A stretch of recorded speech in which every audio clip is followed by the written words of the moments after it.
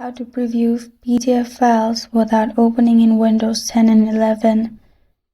Hi everyone, it's Sophia to assist you today. Without any delay, let's jump right in. First, open Files.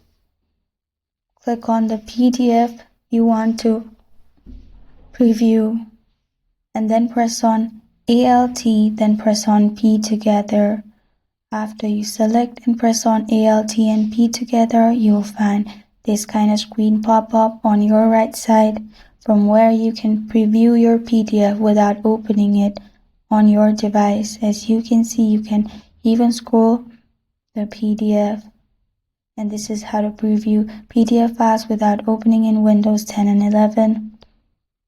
Thank you for joining me today. If this video helps you out, please leave a like and subscribe for more. Got a question or want to suggest a topic? Comment below. I'm Sophia signing off. Until next time.